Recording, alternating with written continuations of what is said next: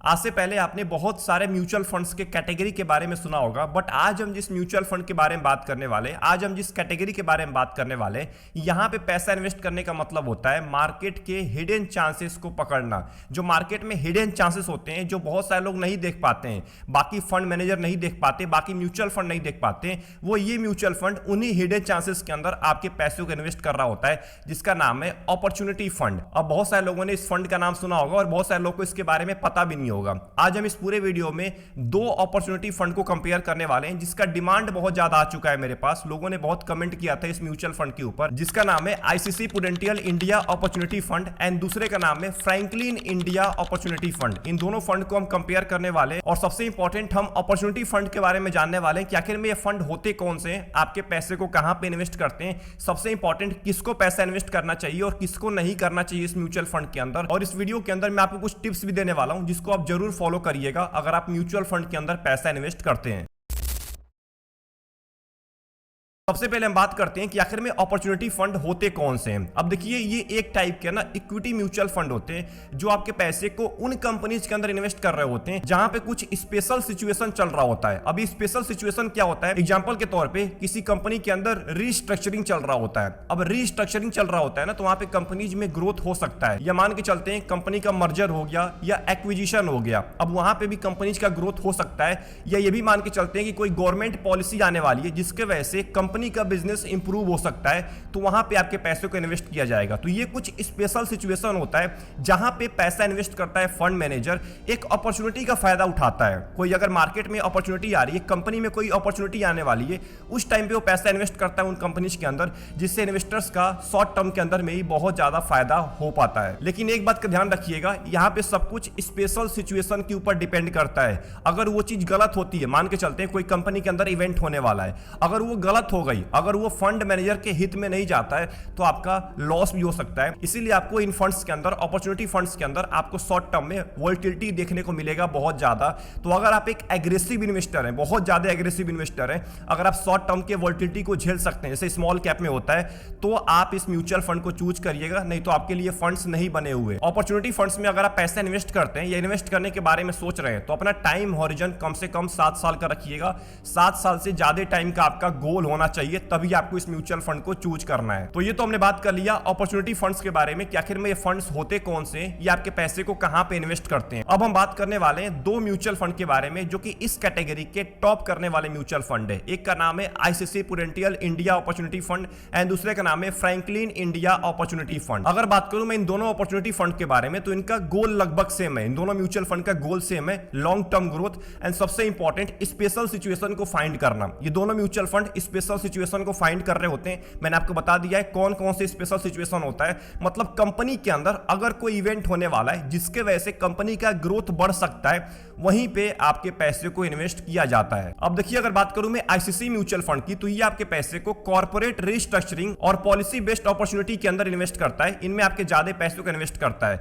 मतलब अगर ये सिचुएशन होता है, अगर ये स्पेशल सिचुएशन होता है, तो इनके अंदर ज्यादा पैसों को इन्वेस्ट करता है आईसीसी म्यूचुअल फंड। एंड वहीं पे अगर मैं फ्रैंकलिन इंडिया अपॉर्चुनिटी फंड की बात करूं, तो ये थोड़ा सा ब्रॉडर अप्रोच लेके चलता है। ये आपके पैसे को ग्रोथ और अंडर वैल्यूड कंपनीज के अंदर ज्यादा इन्वेस्ट कर रहा होता है। दोनों के अंदर आपके पैसों को इन्वेस्ट करता है। मतलब अगर आप एक रिस्की इन्वेस्टर हैं, बहुत ज्यादा रिस्की इन्वेस्टर हैं, तो आप ICC Prudential India opportunity fund को चूज कर सकते हैं, नहीं तो आपके लिए Franklin India opportunity fund best fund होने वाला है। तो अब हम बात करने वाले हैं इन दोनों म्यूचुअल फंड के रिटर्न के बारे में, पोर्टफोलियो के बारे में, रिस्क के बारे में एंड सबसे इंपॉर्टेंट हम रोलिंग रिटर्न भी कंपेयर करने वाले हैं दोनों म्यूचुअल फंड का। तो अगर बात करें आईसीसी प्रूडेंटियल अपॉर्चुनिटी फंड की, तो इसका फंड साइज है लगभग 30,000 करोड़ का एंड एक्सपेंस रेशियो है 0.64% का। वहीं अगर बात करूं मैं फ्रैंकलिन इंडिया की, तो इसका फंड साइज है 7,766 करोड़ का, एक्सपेंस रेशियो है 0.5% का। मतलब कि ज्यादा लोगों ने पैसा इन्वेस्ट करके रखा हुआ है ICC Prudential India opportunity fund में फ्रैंकलिन इंडिया के मुकाबले। ICC Prudential India opportunity fund ने पिछले 1 साल के टाइम पीरियड में लगभग 10% से ज्यादा रिटर्न दिया है, अपने बेंचमार्क और कैटेगरी दोनों को बीट कर दिया है। शॉर्ट टर्म की बात बात करें 6 महीने की तो लगभग 8% का रिटर्न दिया है, बेंचमार्क के बराबर है, बट कैटेगरी एवरेज को बीट नहीं कर पाया है। और शॉर्ट टर्म की बात करें 3 महीने की तो लगभग आपको 5.5% का रिटर्न दिया है, बेंचमार्क और कैटेगरी दोनों को बीट कर दिया है। 2 साल की बात करें लगभग 23% का रिटर्न है, बेंचमार्क और कैटेगरी दोनों को बीट कर दिया है। एंड जब से फंड स्टार्ट हुआ है तब से लेके लगभग 22% का रिटर्न दिया है, 2019 से लेके अभी तक बेंचमार्क और कैटेगरी दोनों को बहुत ही आसानी से बीट कर दिया है। वहीं अगर मैं फ्रैंकलिन इंडिया अपॉर्चुनिटी फंड की बात करूं तो पिछले 1 साल के अंदर में लगभग 8% का रिटर्न दिया है, बेंचमार्क और कैटेगरी दोनों को बीट कर दिया है। 6 महीने के अंदर में लगभग 12% से भी ज्यादा रिटर्न दिया है, बेंचमार्क और कैटेगरी दोनों को बीट कर दिया। वहीं आईसीसी प्रूडेंशियल ने 6 महीने के टाइम पीरियड में अपने कैटेगरी एवरेज को बीट नहीं कर पाया था। 3 महीने की बात करें तो लगभग 5% का रिटर्न है, यहां पे भी बेंचमार्क और कैटेगरी को बीट कर दिया है। 2 साल के टाइम पीरियड में 32% का रिटर्न दिया है, 2 साल में 32% का रिटर्न बहुत ज्यादा होता है, बेंचमार्क और कैटेगरी को यहां पे भी बीट कर दिया है। 5 साल के टाइम पीरियड में लगभग 29% का रिटर्न दिया है, यहां भी बेंचमार्क और कैटेगरी को बीट कर दिया है। मतलब दोनों ही म्यूचुअल फंड ने रिटर्न के मामले में अपने बेंचमार्क और कैटेगरी एवरेज को आसानी से बीट कर दिए पिछले 5 साल के टाइम पीरियड में। अगर बात करें आईसीसी म्यूचुअल फंड की तो यहां पे देखिए, अगर आप 10,000 रुपए का लमसम स्टार्ट किए होते जब ये फंड स्टार्ट हुआ था 2019 के अंदर में, तो इसकी वैल्यू लगभग 40,000 रुपए से ज्यादा हो जाती और लगभग आपको 22% से ज्यादा एनुअल रिटर्न दिया है। 5 साल के अंदर में ये वैल्यू लगभग 43,000 रुपए से ज्यादा हो जाती, लगभग आपको 34% का एनुअल रिटर्न दिया है। वहीं अगर बात करूं फ्रैंकलिन इंडिया की तो अगर आप इसके अंदर 10,000 रुपए इन्वेस्ट किए होते आज से 5 साल पहले तो इसकी वैल्यू लगभग 35,000 रुपए हो जाती, लगभग आपको 29% का एनुअल रिटर्न दिया है।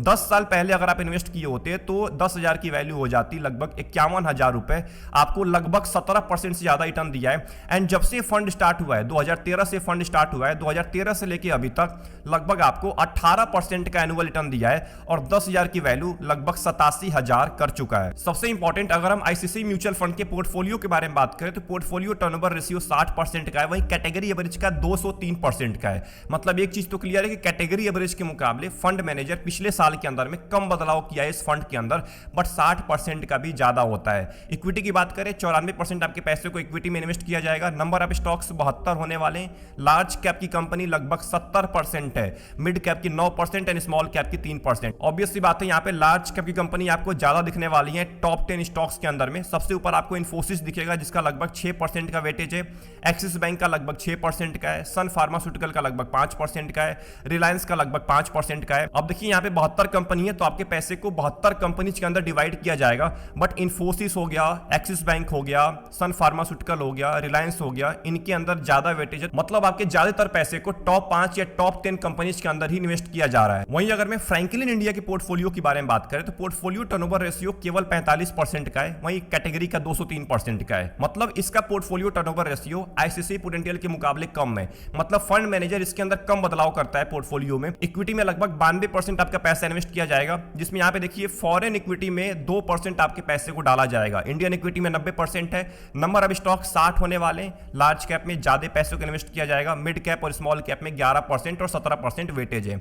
टॉप 10 स्टॉक्स के बारे में बात करें सबसे ऊपर आपको एचडीएफसी बैंक दिखने वाला है जिसका लगभग 5% का वेटेज है, रिलायंस का 4% का है, एक्सिस बैंक का 4% का, इटर्नल भी इसके अंदर है, इसका भी लगभग 4% का वेटेज है, मारुति सुजुकी का लगभग 3% का वेटेज है। मतलब इसके अंदर भी लार्ज कैप कंपनी आपको ज्यादा दिखने वाली है, तो इनके बारे में अच्छे से रिसर्च कर लीजिएगा इन कंपनीज के बारे में, तभी आपको इस म्यूचुअल फंड के अंदर पैसा इन्वेस्ट करना है। एंड आखिरी में अगर हम आईसीसी म्यूचुअल फंड के रिस्क रेशियो के बारे में बात करें तो स्टैंडर्ड डेविएशन देखिए 10 का है, मतलब ज्यादा आपको वोलेटिलिटी देखने को नहीं मिलेगा कैटेगरी एवरेज के मुकाबले, बीटा भी कम है, इसका मतलब गिरावट भी कम देखने को मिलेगा। शार्प रेशियो बहुत ही बढ़िया है, 1.4 का शार्प रेशियो है, कैटेगरी एवरेज के मुकाबले बहुत ज्यादा है, तो अभी तक आपको रिस्क एडजस्टेड रिटर्न बहुत ही बढ़िया मिलता आ रहा है। वहीं पे अगर हम इसको कंपेयर करें फ्रैंकलिन इंडिया के रिस्क रेशियो से तो इसका स्टैंडर्ड डेविएशन लगभग 14 के आसपास है, कैटेगरी एवरेज के आसपास है। अब कैटेगरी एवरेज से कम है तो कैटेगरी एवरेज के मुकाबले कम वोलेटिलिटी दिखने वाला है, but ICC prudential India opportunity के मुकाबले ज्यादा स्टैंडर्ड डेविएशन है, मतलब उसके मुकाबले ज्यादा वोलेटाइल होने वाला है, बीटा उसके मुकाबले भी ज्यादा है 0.96 का, और कैटेगरी एवरेज से भी ज्यादा है, इसका मतलब गिरावट भी आपको ज्यादा देखने को मिल सकता है। बट इस म्यूचुअल फंड का शार्प रेशियो बहुत ही बढ़िया है, 1.5 का है, तो अभी तक तो ये म्यूचुअल फंड आपको रिस्क एडजस्टेड रिटर्न बहुत ही बढ़िया देता आ रहा है। एंड आखिरी में हम इन दोनों म्यूचुअल फंड के 3 साल के रोलिंग रिटर्न को कंपेयर करने वाले हैं। तो यहाँ पे देखिए रोलिंग रिटर्न के मामले में जो सबसे ऊपर आपको दिख रहा है अभी के टाइम में वो है Franklin India opportunity fund. But यहाँ पे देखिए शुरू के अंदर में अगर हम बात करें यहाँ पे 2020-21 के टाइम में तो ICC India opportunity direct growth ये ज्यादा रिटर्न दे रहा था, बट उसके बाद यहाँ पे गिरावट देखने को मिला है। ये जो आपको ब्लू कलर की लाइन दिख रही है ये है ICICI prudential India opportunity fund की, एंड जो ये ऑरेंज कलर की लाइन है ये है फ्रैंकलिन इंडिया अपॉर्चुनिटी फंड की। तो साफ साफ दिख रहा है कि यहाँ पे 2024 के बाद आपको एक अच्छी खासी ग्रोथ देखने को मिला है पिछले 1-2 साल के अंदर में। फ्रैंकलिन इंडिया के अंदर आसानी से बीट कर दिया है शॉर्ट टर्म के अंदर में, क्योंकि अगर आप यहाँ पे एक बार नजर डालेंगे तो देखिए एवरेज रिटर्न जो है फ्रैंकलिन इंडिया का वो लगभग 29% का है, वहीं आईसीआईसीआई प्रूडेंशियल का लगभग 28% का है। मीडियन रिटर्न फ्रैंकलिन इंडिया का लगभग 29% का है, आईसीआईसीआई का लगभग 28% का है। मैक्सिमम रिटर्न फ्रैंकलिन इंडिया का लगभग 37% का है, वहीं आईसीआईसीआई प्रूडेंशियल का लगभग 37% का है। मतलब दोनों ही म्यूचुअल फंड ने रोलिंग रिटर्न के मामले में लगभग बराबर रिटर्न दिया है। अगर आप यहाँ पे रिटर्न डिस्ट्रीब्यूशन को देखेंगे तो ग्रेटर देन 20%, मतलब 20% से ज्यादा इन दोनों ही म्यूचुअल फंड ने आपको 100% ऑफ टाइम रिटर्न दिया है। मतलब दोनों ही म्यूचुअल फंड ने आपको 20% से ज्यादा रिटर्न दिया है। इसका मतलब रोलिंग रिटर्न के मामले में दोनों म्यूचुअल फंड का परफॉर्मेंस लगभग बराबर होने वाला है। तो यहां तक इन दोनों अपॉर्चुनिटी फंड को अच्छे से कंपेयर करने के बाद अब हम बढ़ चुके हैं इस वीडियो के कंक्लूजन के ऊपर। देख लेते हैं कि आखिर में कौन सा फंड किसके लिए बना हुआ है। अब अगर बात करूं मैं आईसीआईसीआई प्रूडेंशियल अपॉर्चुनिटी फंड की, तो इसका पोर्टफोलियो थोड़ा सा कंसंट्रेटेड है, मतलब कि टॉप 10 स्टॉक्स के अंदर ज्यादा वेटेज आपको देखने को मिल रहा है। अब इसके वजह से क्या है कि डिपेंडेंसी ज्यादा बढ़ जाती है उन स्टॉक्स के ऊपर, गिरावट होती है तो इस म्यूचुअल फंड पे इंपैक्ट पड़ सकता है। वहीं अगर बात करूं मैं फ्रैंकलिन इंडिया अपॉर्चुनिटी फंड की, तो इसका पोर्टफोलियो डाइवर्सिफाइड है। अब डाइवर्सिफाइड होने से स्टेबिलिटी ज्यादा आपको मिल जाती है लंबे टाइम में। बट एक बात का ध्यान रखिएगा, इसका हमने रिस्क रेशियो चेक किया था और फ्रैंकलिन इंडिया का स्टैंडर्ड डेविएशन ज्यादा है, बीटा ज्यादा है ICICI prudential India opportunity fund के मुकाबले। इसका मतलब रिस्क रेशियो देखने के बाद तो यही दिख रहा है कि आईसीआईसीआई प्रूडेंशियल ज्यादा स्टेबल है फ्रैंकलिन इंडिया के मुकाबले, बट फ्रैंकलिन इंडिया का शार्प रेशियो बेटर है आईसीआईसीआई के मुकाबले। मतलब फ्रैंकलिन इंडिया आपको रिस्क एडजस्टेड रिटर्न बहुत ही बढ़िया देता आ रहा है। तो अगर आप एक ऐसे टाइप के इन्वेस्टर हैं जो लंबे टाइम तक पैसा इन्वेस्ट करना चाहते हैं, 10 साल तक, 15 साल तक, 20 साल तक, और आपको मार्केट के अप्स एंड डाउन से ज्यादा फर्क नहीं पड़ता है, तो आपके लिए ICICI prudential India opportunity fund best हो सकता है। बट अगर आप एक ऐसे टाइप के इन्वेस्टर हैं जिसको कंसिस्टेंसी और स्टेडी रिटर्न बहुत ही बढ़िया लगता है, तो आपके लिए बना हुआ है फ्रैंकलिन इंडिया अपॉर्चुनिटी फंड। इन दोनों फंड के अंदर पैसा इन्वेस्ट करने से पहले अपने गोल और रिस्क को जरूर चेक कर लीजिएगा। मेरी बात मान के या किसी और की बात मान के आपको फोमो में आके पैसा नहीं इन्वेस्ट करना है कि और लोग इन्वेस्ट कर रहे हैं तो मैंने क्यों नहीं किया है। ऐसी गलती आपको नहीं करनी है। अगर आपका गोल मैच कर रहा है तभी आपको इन म्यूचुअल फंड में पैसा इन्वेस्ट करना है। ये हाई रिस्क की म्यूचुअल फंड है, शॉर्ट टर्म में आपको गिरावट भी देखने को मिल सकता है। अब इस वीडियो के शुरू में मैंने आपको बोला था कि इस वीडियो के एंड में मैं आपको टिप्स देने वाला हूं जो कि अब आपके लिए बहुत ज्यादा इंपॉर्टेंट है। इसको सभी को फॉलो करना चाहिए। अगर आप किसी म्यूचुअल फंड के अंदर पैसा इन्वेस्ट कर रहे हैं तो उसका फैक्ट शीट जरूर रीड करिए। अगर आप ऑलरेडी पैसा इन्वेस्ट कर रहे हैं तभी भी आप जाके आपको फैक्ट शीट रीड करना है अपने म्यूचुअल फंड का। आपको अपने म्यूचुअल फंड एएमसी पे आपके म्यूचुअल फंड का फैक्ट शीट मिल जाएगा। म्यूचुअल फंड के बारे में सारे डिटेल्स होते हैं, वो आपको जरूर रीड करना चाहिए अगर आप किसी म्यूचुअल फंड के अंदर पैसा इन्वेस्ट कर रहे हैं। इन दोनों म्यूचुअल फंड का मैंने डिस्क्रिप्शन के अंदर फैक्ट शीट डाल दिया है, उसको जरूर रीड करिएगा। रीड करने के बाद ही आपको इस म्यूचुअल फंड के अंदर पैसा इन्वेस्ट करना है। आई होप आपको वीडियो पसंद आई होगी। वीडियो पसंद आई, वीडियो को लाइक कर दीजिएगा एंड चैनल को जरूर सब्सक्राइब कर लीजिएगा। आप में से मैक्सिमम लोग वीडियो वॉच करते हैं, सब्सक्राइब करना भूल जाते हैं। मिलते हैं नेक्स्ट वीडियो के अंदर। कमेंट के अंदर टाइप करके ये बताइएगा कि आप इन दोनों अपॉर्चुनिटी फंड में से कौन से फंड में पैसा इन्वेस्ट करते हैं या इन्वेस्ट करने के बारे में सोच रहे हैं। तब तक के लिए अपना ध्यान रखिए। Best of luck, take care.